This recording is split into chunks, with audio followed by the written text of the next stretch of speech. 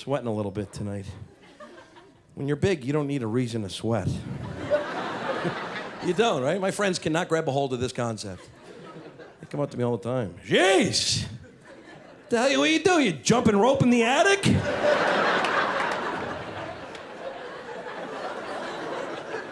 No, I peeled an orange. About an hour ago. Why? What's up? What's up? I love air conditioning. I had it growing up. I had an air conditioner growing up, but I had one of those dads who wouldn't use it all the time. Very selective. How about today, Dad, please?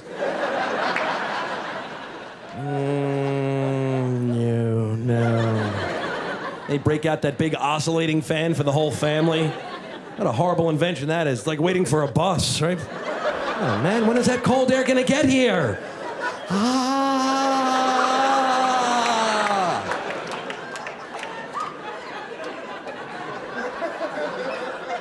Boy, that was refreshing, right? That felt good. I wasn't ready!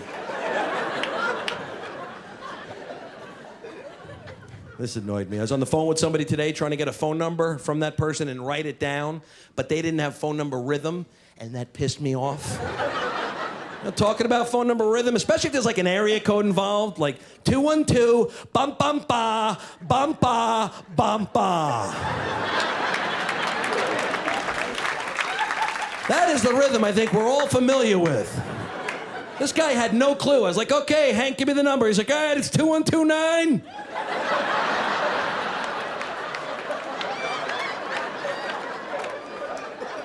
$15, $8, $11, $6, $4, $2, $5, $8, $7, $2. Did you throw in your zip code? Because I got a lot of extra numbers over here. I have extra. I can almost start a new number. What do you got? Start again from the top. They really screw you up on the last four numbers. That's where they get you. Right? 555 6 Team 41. Dude, I already wrote the 6. I made the dash too close. I can't shimmy the one in there now. Forget you.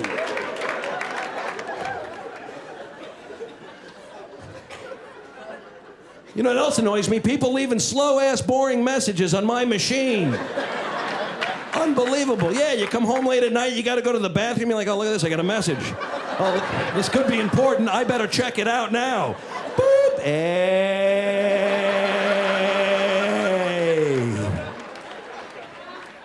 Kevin, how's it going, man? It's Tim Duffy from work. What's going on, man? Anyways, give me a call back if you get a chance. I will be, well, you know what? If you call at 9:15, I should be back. Actually, anything after 9:18, I'll be home. Give me a call. I'm at 631-775. This is great. Now I got to play the whole Tim Duffy message again. From the top to try to get the number at 100 miles an hour. That's fun when you're hunched over your machine with like an index card and a little pen. I got nothing on that pass. I got absolutely nothing. I got nothing. I got a 6, 4 blanks, a 4, and then I'm out.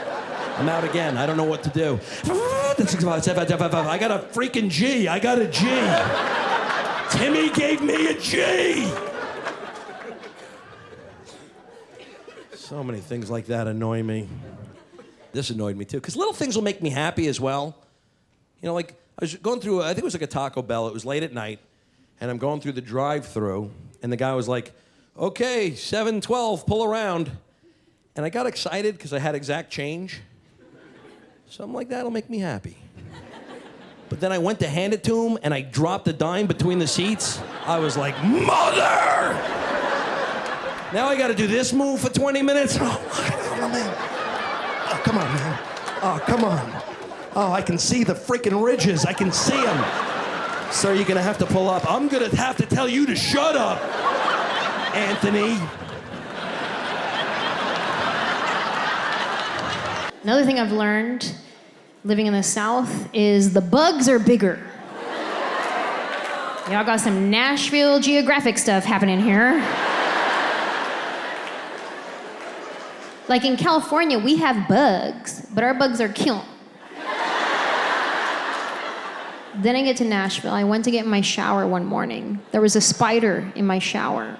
Now this spider was so big, I thought I was interrupting him. I did. I went to open the shower curtain. I was like, oh my God, I'm so sorry. I didn't know anybody was in here, my bad. He was big and he was furry too. Yeah, I didn't know if I should brush it or smush it. I didn't know.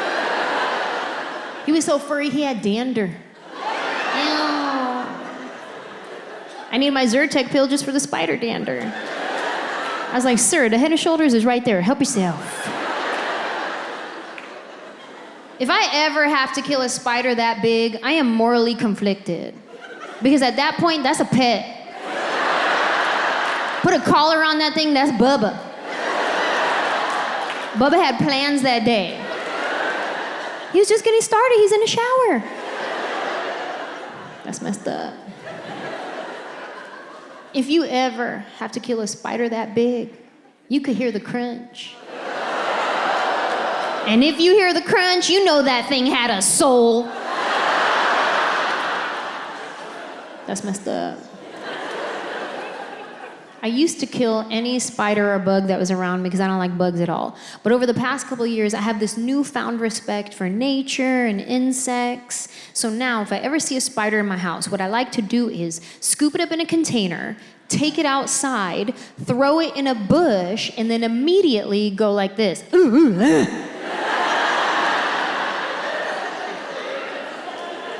But if I'm left with no choice, and I have to kill a spider, I now like to start with an apology. Listen, sir. I know you weren't expecting this today. I'll be honest, neither was I. Truth is, I don't know you. You could be poisonous and you could kill me. So at this point, it's either me or you. And I have chosen you.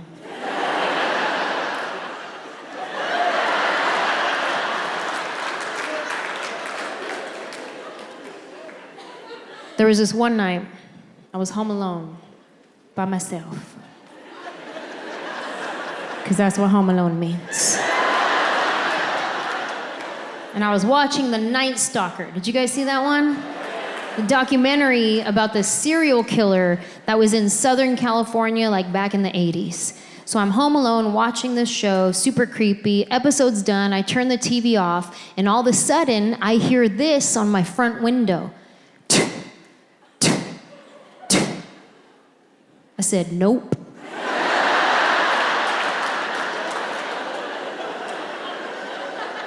I ran to my room. I put on every piece of clothing that I own.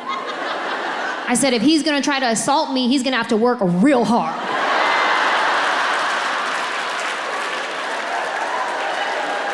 I don't have no weapons in the house. What's my self-defense weapon? Denim, 3 pair.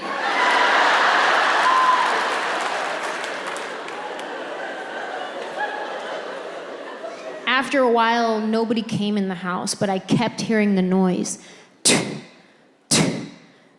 Finally, I go to the window, I move the curtain, and I look outside, and it's not a psychopath trying to kill me. It was a mosquito. The size of a bald eagle. Or maybe it was a cicada. I don't know. I never seen a cicada in my life, but everybody kept telling me, oh, it's cicada season. Maybe it was one of those. Maybe it was a mix of both. Maybe it was a muscata. I don't know. Some Nashville geographic stuff happening. This was the kicker for me, though. There was one night I was driving home, and I'm pulling into my driveway, and what do I see? A snake slithering across. That's where I draw the line right there. That's where I was like, all right, you know what, Nashville? Bless your heart.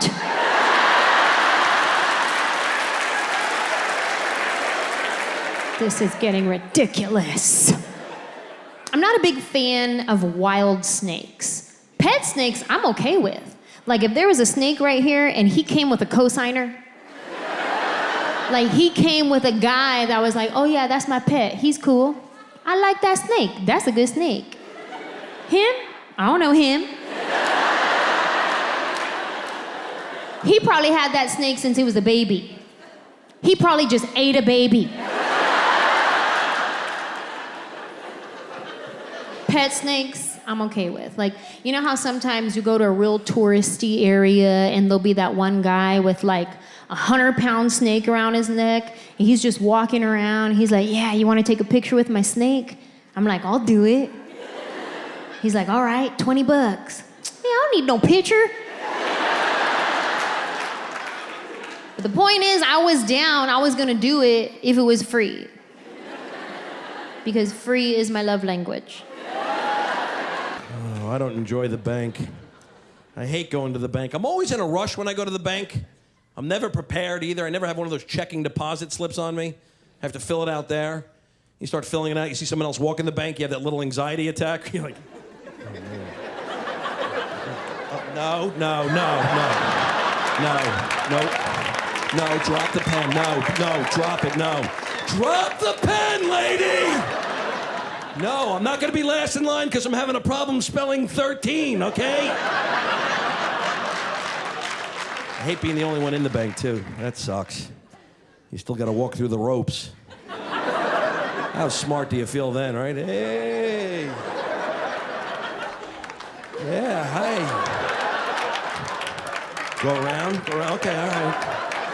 I'm gonna make a deposit when I get to the front area. That's what I'll talk to you in a minute. This is, all right, yeah. They should have a guy handing out cups of water. All right, thank you. All right, good. There better be a hunk of cheese at the end of this maze, I'll tell you that much. I didn't realize this either, but there's a line on the floor at the end of the ropes that you're not allowed to cross unless the bank teller nods you over. If you've ever walked right up to them, they freak out, right? Hey, how you doing? Sir, get back! Sir, get back! You can't come up here yet. I am not ready, sir. We're busy. We will nod you over when we are ready to go.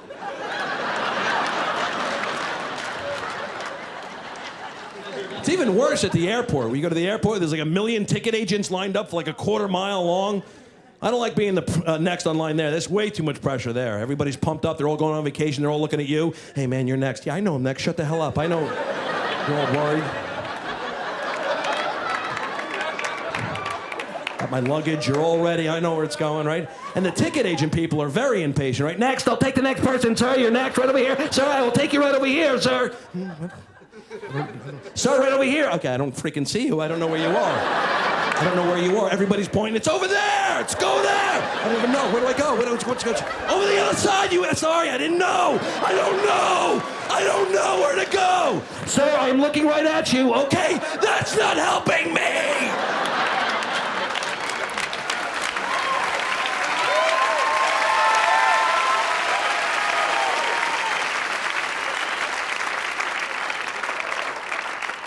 Marco! Then you're so pissed off by the time you get up there, you don't want to go on vacation anymore.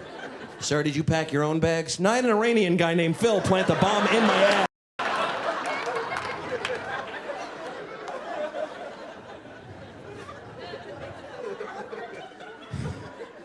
I love the questions at the airport because they make you feel real intelligent.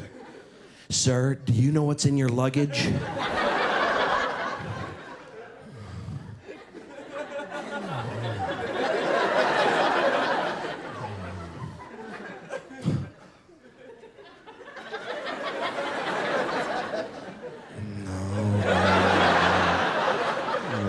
I tied a sock around my eyes and I packed with my feet.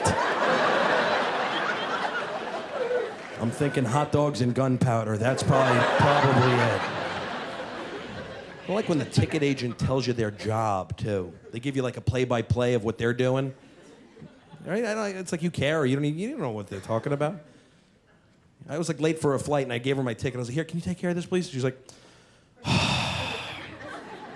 let me see what I can do.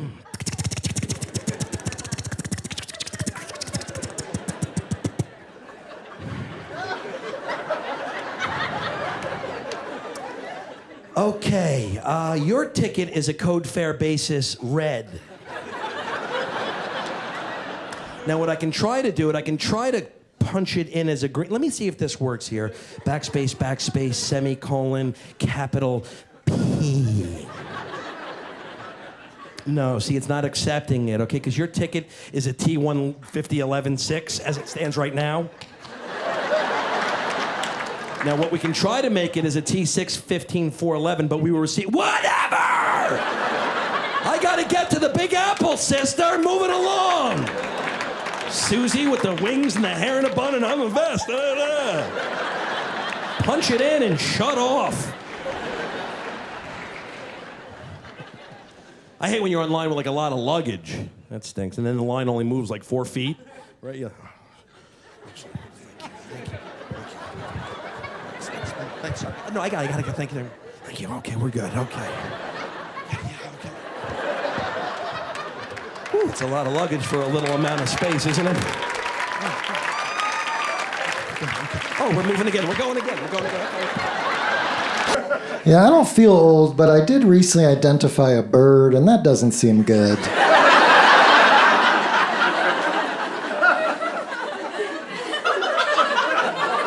Is that a whippoorwill? Why do I care? And why do I have binoculars? I got into bird watching over the pandemic, went down to Central Park. At first I did it ironically. I was like, I'm so alone. 2 hours later, I'm like, Martha, look at that owl. Gorgeous. She's like, that's a robin. I'm like, I'm new. New kid on the block. But that is gorgeous. And I actually met a professional bird watcher. He gives birding tours, and I said, that sounds like a fun job. And he goes, well, you get a lot of egos.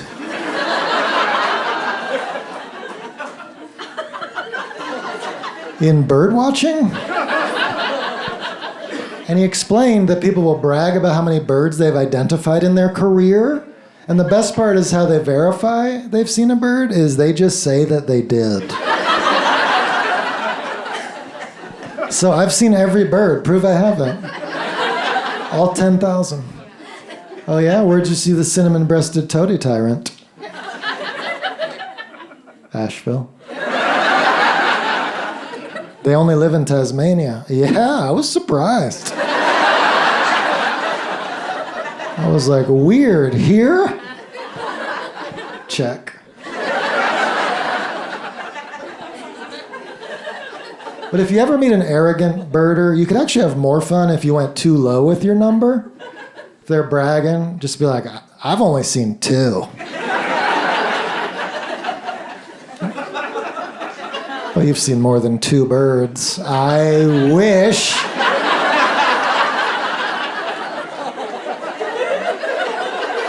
Yeah, it's just been pigeons and crows for me. It's super bad at it. How long have you been bird watching? 4 years. I don't know if I'm looking in the wrong places or what. I've seen chicken nuggets, but that doesn't count. I know. I like what PETA's doing. They're trying to remove animal violence from figures of speech. They want us to stop saying kill 2 birds with 1 stone, and they want us to replace it with feed 2 birds with 1 scone. And that's so sweet. And I could almost see it meaning sort of the same thing. And I want all of us to implement it immediately. The next chance you have, no explanation. Hey, while you're grabbing gas, could you grab some milk as well? Feed 2 birds with 1 scone.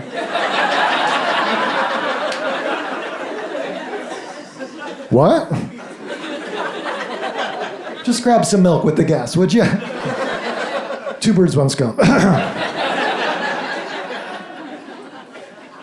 But birds, a lot of them are gluten intolerant, so if you feed 2 birds 1 scone, you could kill 2 birds with 1 scone. Yeah. The violence remains. And I spend a lot of time in coffee shops. I know I didn't need to say that out loud to you, but I do. And scones will get rock hard about 2 hours after they were fresh.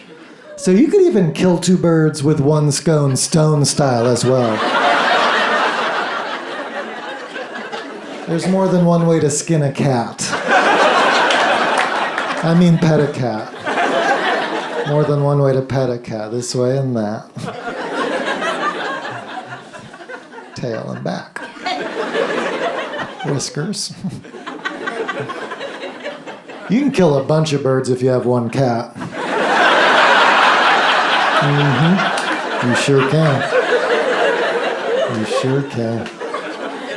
When we first got to Nashville, we were trying to figure out what part of the city we wanted to live in. Like, where do we fit in? Where do we vibe with? Finding out this county has good schools, this county doesn't. This county believes in COVID, this county doesn't.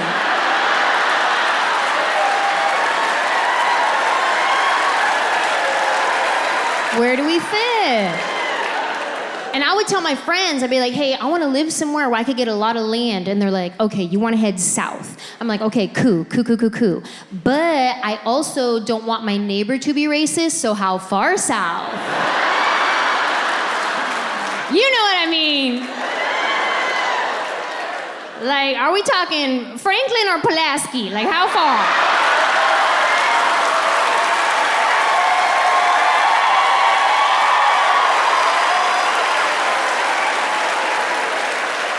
Because when you get to the deep, deep south, it's scary. I've seen movies. I'm not trying to do that. I mean, if they have a TJ Maxx there, I will pray about it. And I'm a good neighbor. Like State Farm, I'm there. I love my neighbors. I'm the one that has everybody's phone number. And if I haven't seen you in a while, I will send you a text. Are you good? Do I need to do a welfare check? I got your back. Because I love my neighbors. Every holiday season, I'm gonna get my neighbors a gift. Not the whole neighborhood, just the houses I can see from my front window. Because I love my neighbors, as long as they love me. And I know that's not how the Bible verse goes. But that is my interpretation. This is not the new King James version. This is a new Queen Anjelah version. This is Anjelah 5:14. Do unto me as you want to get done. That's how you say amen in my Bible.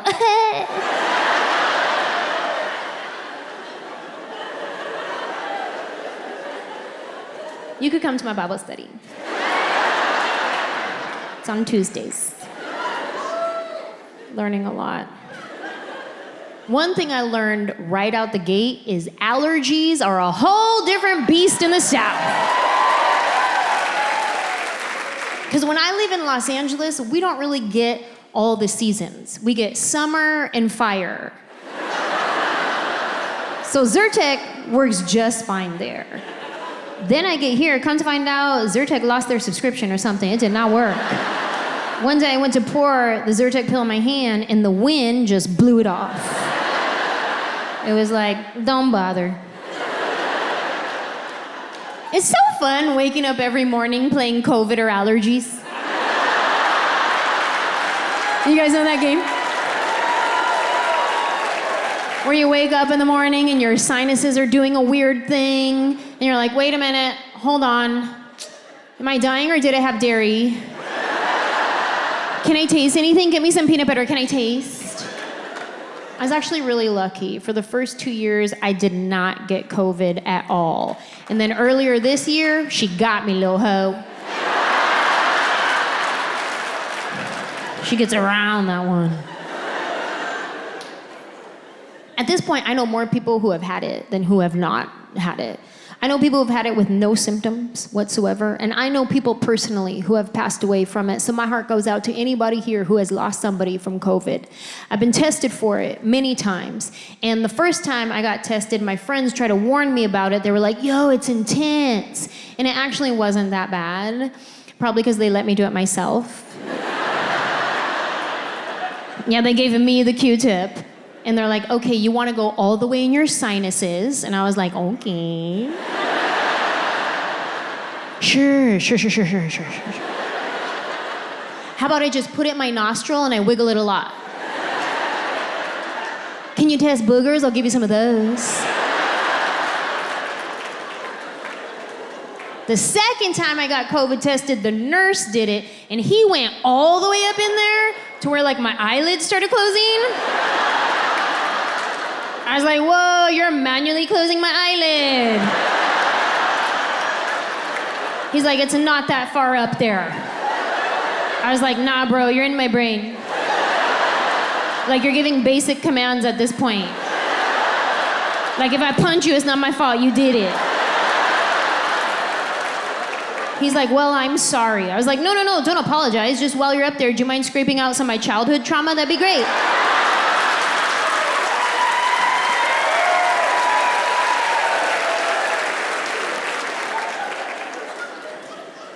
Could you imagine if that was a real option?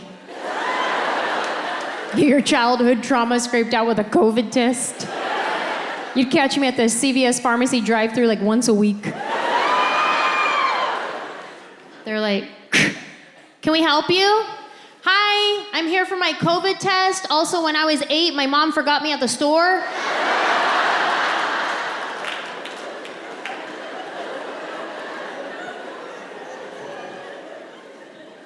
I've had to move a few times in New York, though. One time because of bed bugs. Have you guys had them? Bed bugs are aggressive. They just attack you until you break your lease. There's no way to stop bed bugs. I think that's my message here tonight. I did figure out a way to slow them down, though. I introduced ladybugs into my apartment. Now, the ladybugs don't kill the bed bugs, but they wear them down emotionally.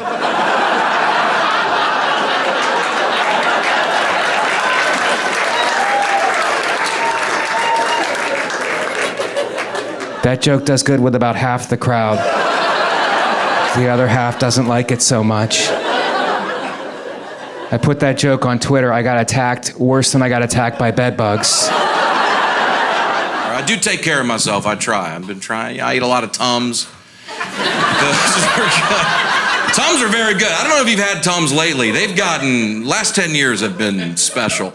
It's borderline top 5 candy in the country right now. I give it out on Halloween. It's gotten so good. They just came out with orange cream. I don't know if y'all get the same emails I do, but new flavor just dropped. It's orange cream Tums. Half of them are orange, half of them are cream. And then you can kind of mix and match. That's what Tums does. They let you decide, you know, how strong do you want to go, right? You can go all orange today, live it up. But at some point, you got to go all cream. Is this relatable? What I do, I got a system. I do 2 orange, 1 cream. I put some M&Ms in there. I shake it up. It's good. It's tearing me up, but I'm enjoying the ride. So nice to be here. I love Asheville. It's the only place where I've seen a redneck and a hippie, and it's the same person. You know what I mean? Like, is that a tie-dye gun holster? I think the drum circle just played Freebird. Wow. Feels good. Feels nice. If there's an important document, I don't have it. I'm a constant disappointment to the DMV. Sir, do you have your social security card? I haven't seen that in 30 years. Sir, it's an important document. Well, then you guys shouldn't have printed it on a gum wrapper, okay? At least the passport people made a book out of their thing. It's got pages and a cover, and yes, I lost that one too, but I shouldn't have. Sir, do you have your birth certificate? My birth certificate? That document is 54 years old. I also don't have the Declaration of Independence. When I'm on the road, I see men talk to women in the wild, and it's crazy. I was checking in at a hotel, woman behind the counter, very pretty, and the guy in front of me is being a creep. I'm watching him. I'm 20 feet behind him, but I can hear it go down, right? He's checking in, and the woman goes, do you have any preference of what floor you stay on? And I swear to y'all, this guy leans forward. He goes, what floor are you staying on? She goes, I'm not. I work here. I don't stay at the hotel that I work. Do you think I'm a guest just chipping in down here in the lobby? Is that honestly how you think we staff this La Quinta? You think you gotta be the lifeguard tomorrow? I don't stay at the hotel that employs me, you moron. So he walks away, tail between his legs, rightfully so. Now I'm up next, right? I saw the whole thing go down. So I was like, okay, I'll bond with her over what a creep the last dude was. So I'm checking in, and she says, how many room keys do you want? 1 or 2? So I go, how many room keys do you want? And she did not get the reference at all, dude. I looked way worse than the first guy, if I'm being honest. The look on her face, she's like, they just keep coming in today. I mean, is there a creep convention in town? What's happening here? I got into sports gambling over the pandemic, and a lot of people say that's addictive, but to me it's just kind of a rush like no other.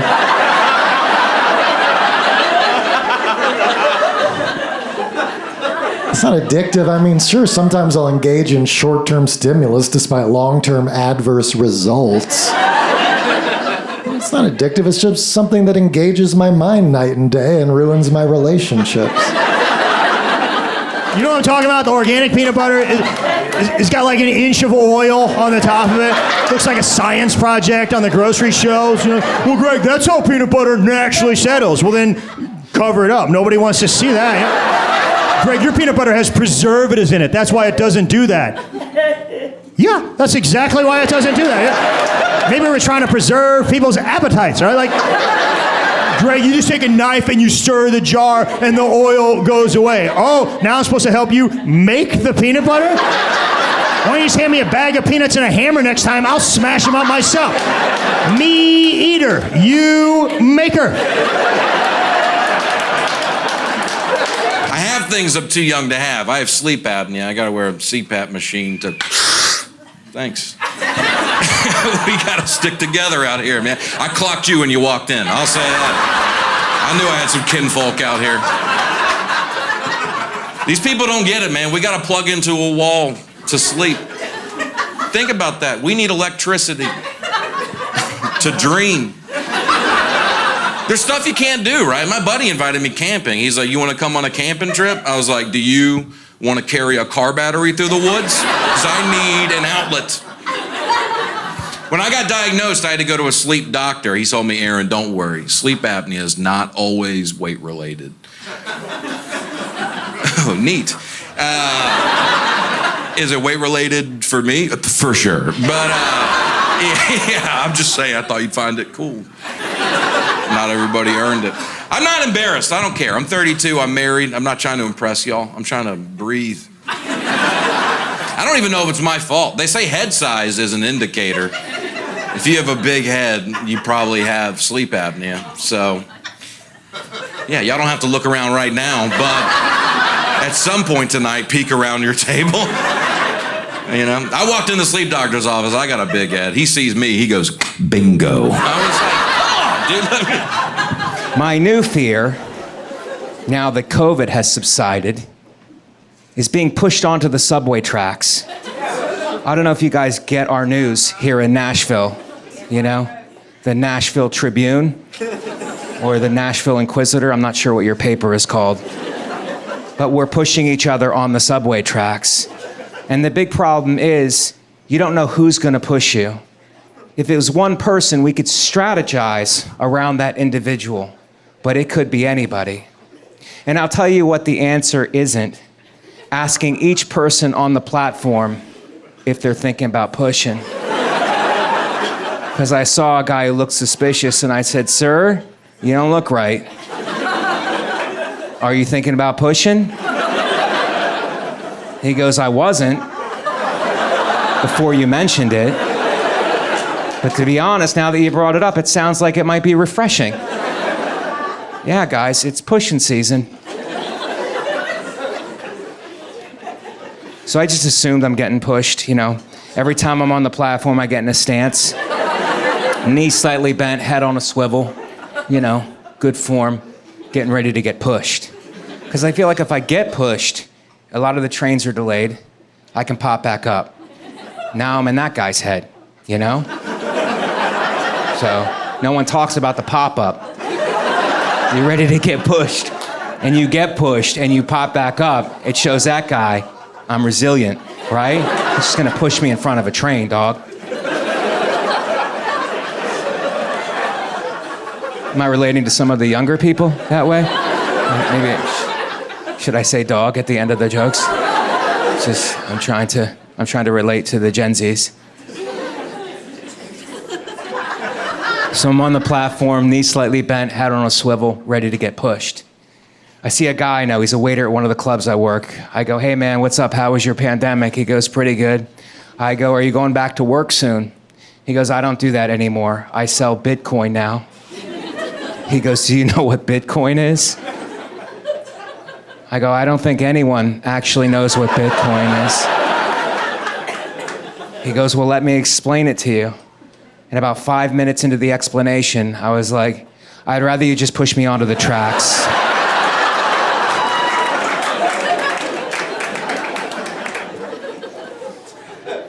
So now I'm taking Lyft, and I know you guys probably don't take Lyft, you know, because you guys have cars. I'm sorry, trucks. I don't like Lyft, you know. I like to put in where I'm going. I want Lyft to give me the price and how long it's going to take to pick me up. And Lyft initially does that, but then they start negotiating, and I don't like that.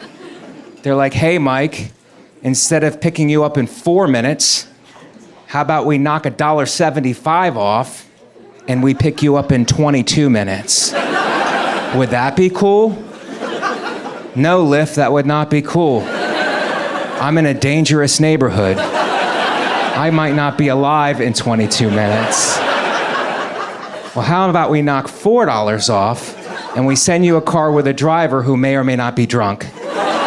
You might have to actually drive. How about we knock $8 off and we just send you a guy, no car? I go, "Is this even Lyft anymore?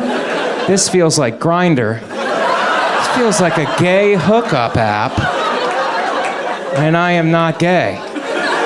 But I do love a discount. So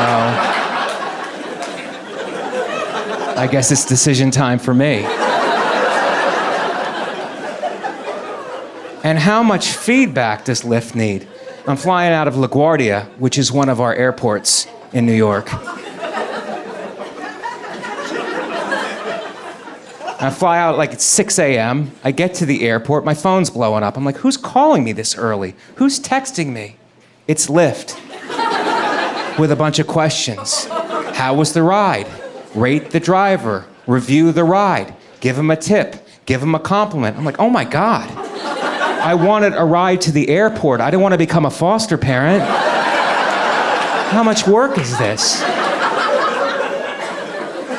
So I just did it old school, verbally. I go, "Farik," his name was Farik.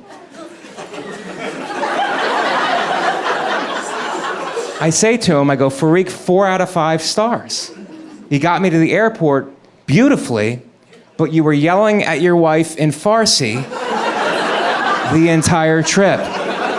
And I feel obligated to tell you that yelling is toxic and problematic. It's no longer ethnic. It is now toxic and problematic." Have you guys been flying during the Pandezi? The Pandas? The Pandas. But all my flights have been delayed because they're cleaning and sanitizing the plane. That's what they say. We're cleaning and sanitizing every part of the plane. And it's like, can you get there 15 minutes early to clean and sanitize? They go, no, we're cleaning and sanitizing. That's the reason for our delays. Nobody overslept. We're cleaning and sanitizing every part of the plane. So I get on the plane and I head to the emergency row. That's where I sit, I'm a hero. And there's crumbs in my seat. So I go to the flight attendant, I go, did you clean and sanitize the plane?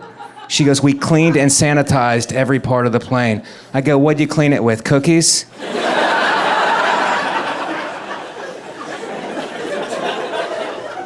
And then I was gonna ask for seat reassignment. If you're not comfortable in the emergency row, you guys know that you can do that. You can ask for a seat reassignment. But have you ever asked for seat reassignment? They get real mad. You get more support asking for gender reassignment than you do for seat reassignment. I don't want you to think that I don't follow the rules. I do follow the rules. My problem is when someone is trying to exert power over me. I don't like that. If it's just the rules, I'll follow them. But when someone's trying to exert power, I buck. Example, I'm flying out of John F. Kennedy Airport. It's one of the airports we have in New York.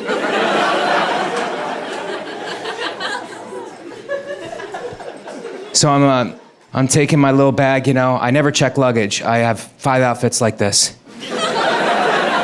So I take my little bag. Before I even get close to the woman, she goes, you're gonna have to check it. You're gonna have to check that. You will have to check it. And I go, but it's my emotional support bag. I have things in there that I need for emotional support. I watch you guys let people take dogs and pigs and chickens onto the plane. I would like to take my emotional support bag on. She goes, sir, that's not real. I go, apparently, miss, you don't know that much about mental health. Because it's very real. Now, I have a letter from my doctor. And I gave her the letter, and she read it, and she goes, this letter is fake. And I go, I know, I'm a liar, that's part of my disability. I need my emotional support bag. I have things in there for emotional support. She goes, there's a metal contraption next to the door. If you can fit your bag in that metal contraption, you could take it on the flight. So I try, guys, like 20 times, and it's not fitting. Yet I know that it will fit in the overhead compartment. This is a setup.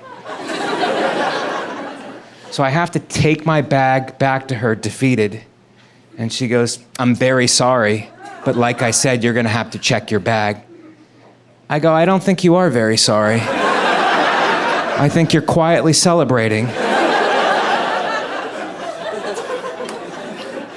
And then there was a joke, you know, there was a joke to be made, so I made a joke. I go, I know this is John F. Kennedy Airport, but you're treating me like Lee Harvey Oswald. You know, give her a little shot, give her a little shot.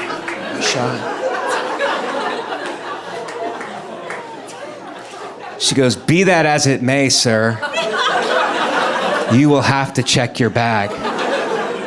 I go, it's not even my bag. A stranger asked me to bring it onto the flight. And I'm trying to do somebody a solid. And this is what kindness gets at John F. Kennedy Airport?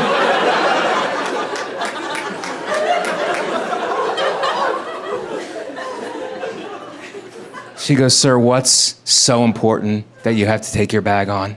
What's in the bag? I go, I could tell you, but you're not gonna understand. She goes, try me. I go, inside the bag is Bitcoin. And she goes, what's Bitcoin? I go, well, let me explain it to you. And about 5 minutes into the explanation, she was like, just get on the plane. Take your stupid bag on the plane. I sold other stuff besides Jif. I sold Duncan Hines cake mixes. Yeah. Nobody's impressed. We had the #1 cake mix, okay? We had the #1 brand of cake mix. Yeah. We had the #3 frosting, and that was embarrassing. And we did some market research, and we found out people were baking Duncan Hines cake mixes and frosting them with Betty Crocker frosting, which it's not funny, sir.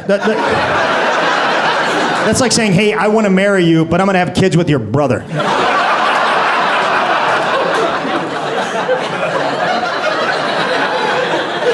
The other frosting was Pillsbury. I hate them. Like the Doughboy. Like their frosting was called Funfetti.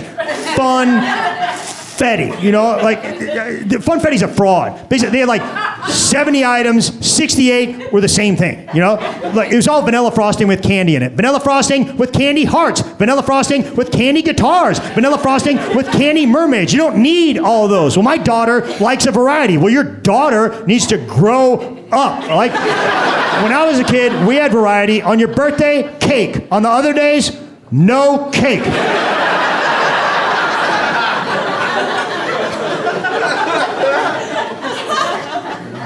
I sold Crisco shortening. You know, that was a good product. We had a hard time coming up with like a health message there. The best we could do is at least we're not lard. You know? But we introduced the greatest thing ever to happen in the shortening and oil category, Crisco sticks. It was a big deal. It was a very big deal. Basically, we took shortening and we put it in the form of a stick of butter. We wrapped it in foil. We put tablespoon markings on it so you could cut it instead of getting a measuring cup all greasy. And people were like, Greg, with all that extra packaging, it probably costs way more per ounce. I was like, way more. Let's be honest, though, you're eating shortening, okay? You do not have a lot of time left on this earth. Like, spend your money. Bake a cake and put cigarettes in it instead of candles. It doesn't matter.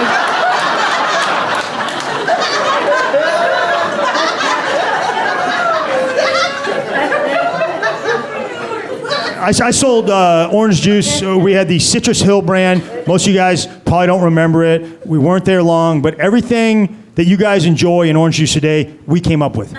Back in the day, there was a cardboard carton of orange juice, and to pour it, you had to unfold the top, and it got all soggy and gross, you know, and then somebody put a screw-off spout on the side. You're welcome. Are we like?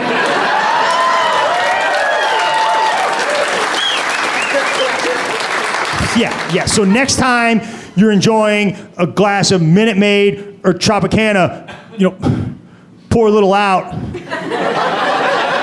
to show respect for the OGOJ. Like,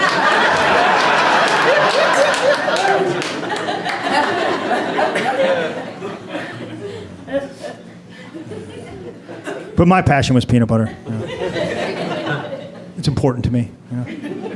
What kind of peanut butter you eat, ma'am? Jif. Yeah, I could tell. You have beautiful skin. I can see these things. Yeah. What about you, sir? Jif. Yeah. You're not just saying that, right? You, sir? What do you eat? You don't eat peanut butter? Okay, you can go. We don't need you here, sir. You just don't like it? Yeah. About you, sir? Jif. Yeah. Anybody eat Skippy? You can tell me. You eat Skippy, ma'am? You eat Skippy. Stop. Hey, you don't. You eat Skippy? And you like the taste of it? Ma'am, you have COVID. It affects your taste buds, ma'am. You have the Skippy variant, and you better get that checked out, ma'am.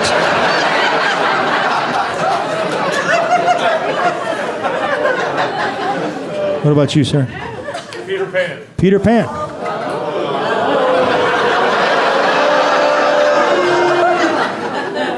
I don't like you, sir. I respect your confidence. You know? Well, at least you eat peanut butter.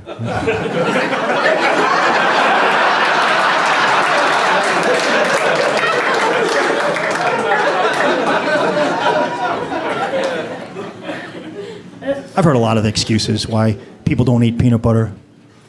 My son has a peanut allergy. We don't keep it in the house. Well, we did a lot of research at Procter & Gamble, and we found out that your son is a faker.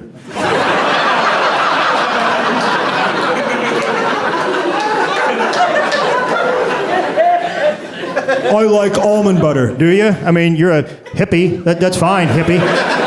Go ahead and eat your almond butter or smoke it, whatever you do with it. I I don't know how you buy it, because from what I understand, the grocery stores require shoes, hippie. You didn't buy it, did you? You got it from one of your hippie friends at a Fish concert. They pulled it out of their hobo bag. It was in a bottle that used to have patchouli in it. Probably traded it to him from some skirt that you made out of lawn clippings, hippie. Fine, hippie's got to eat, but... I've heard this, I prefer Nutella. You're eating a chocolate sandwich, okay? Just put a Hershey bar in between two pieces of bread. You can prefer it, but don't you dare call it lunch, okay? By the way, check your blood sugar. You're about 2 of those sandwiches away from a permanent ride on the Type 2 peanut goo choo-choo.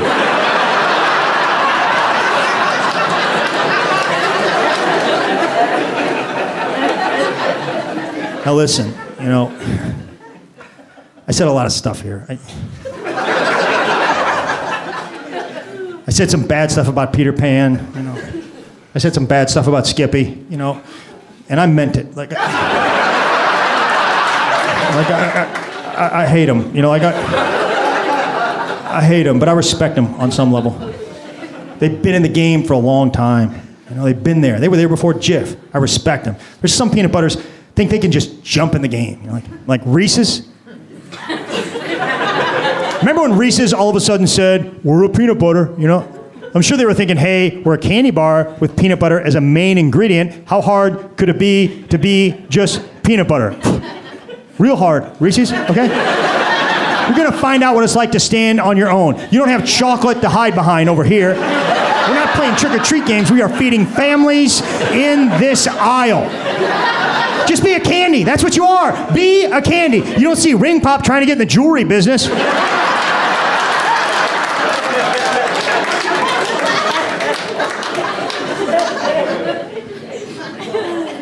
I love Jif, I love peanut butter. There's only one product that I cared about almost as much, and that's Pringles.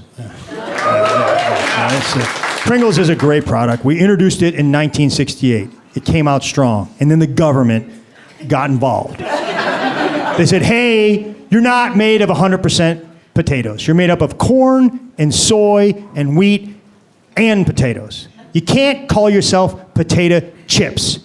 You have to call yourself potato crisps. And people are like, yeah, we still like them. And the government was like, they're not made of 100% potatoes. And people are like, yeah, we kind of figured that when they were uniformly stacked on top of each other in the perfect shape of a horse saddle. Those gummy orange slice candies? Not real oranges. We figured that out.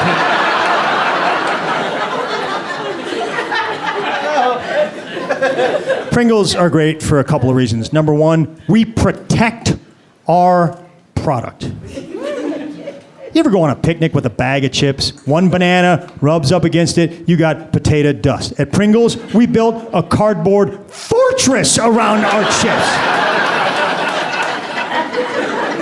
Number two, efficient use of space. I'll say it again. Efficient use of space. You ever open a can of Pringles? Wall to wall, floor to ceiling, chip, chip, chip, chip, chip. You ever open a bag of Lay's? Air! You just bought air!